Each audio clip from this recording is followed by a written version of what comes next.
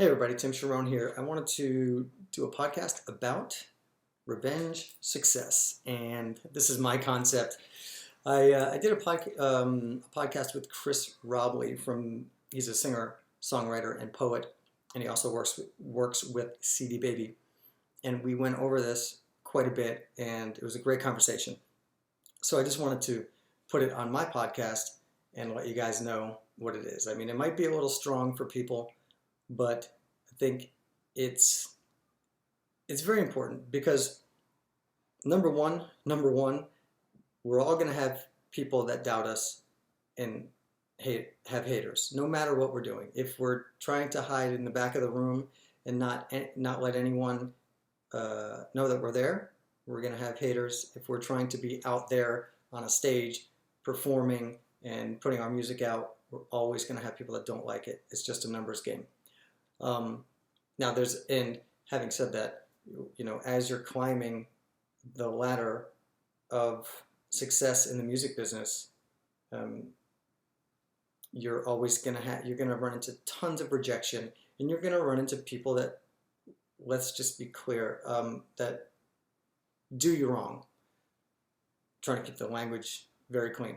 You're gonna run into people that do you wrong. Now, what I've developed is my own kind of belief system, because we get angry, and I look at, so let me explain. Revenge success is basically this: when someone does you wrong, messes with you, or even hates on you, whatever, online, whatever it is, what I suggest is that you take that and you use that for motivation, use that for fire, use that to get you up earlier in the morning, use that to write more songs, use that to, very importantly, book more gigs. Book more gigs, book more gigs, book more gigs. When someone does you wrong, when a band member, I hire band members, so I've had dozens of them, drop out of the band, not show up for rehearsals, blah, blah, blah. There's a million things that go wrong. You guys know, if you're in the business, you guys know it from trying to play small bars on bar stools, solo acoustic, all the way up to, well, I'll speak for myself, up to performing for thousands of people and opening for national acts. You're always going to have these issues, and you're always going to have people coming out of the woodwork, especially on the internet, and it's very easy to let it affect you in a negative way. Of course, we're doing this stuff because we want people to love what we do, and that's something that I've had to learn through my life and my career, that back in the day, back when I was younger, I wanted everyone to love me. I wanted everyone to like me. I wanted every single person that I came across, I wanted them to like me. And while that's a valiant thing, I think, to reach for, it can drive you insane. Now, you take that way of looking at the world and at other people, and you add, okay, now I'm going to be an artist. Now I'm going to be put my stuff out there to be a singer, a songwriter, a recording artist. I'm going to perform.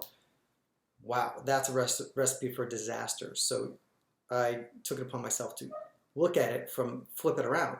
Okay, every time I feel like someone is slighting me, or I know someone's slighting me because they're doing it online, or they're, doing it to my face, I would go back to work. I'd go back to woodshedding, and that's, making a better, working out a better performance, of course, practicing, rehearsing, writing more songs, booking more gigs. I would literally take my revenge success, take my anger, instead of being mad at people because they're putting you down, I take it, flip it around, be mad for a minute or 5 minutes or a day, and then the next day, wake up and get to work. That's my version of revenge success. It served me really well. And, you want that.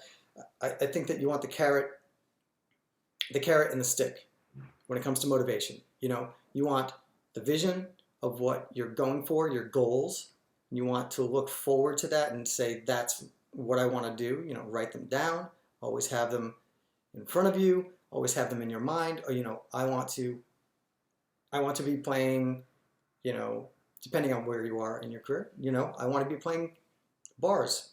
I want to be playing with a band. I want to be playing bigger places. I want to be playing clubs. You know, you'll have all these goals and take all these steps. And now I want to start playing festivals and fairs.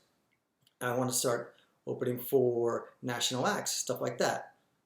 That's what you're going towards. And then you have the other part of it where you have, you know, the not so good stuff that happens. If you can use that for fuel and fire and get you riled up, then personally, I believe you're going to have a much better chance at success if you use both things. You want something to go forward and you want something to be fighting against, or, you know, we all get mad, so use that anger instead of for bad things, use it for good things, and that is to focus on your career and get yourself to work. I hope that makes sense. This is Tim Charron talking about revenge success. Thanks, y'all.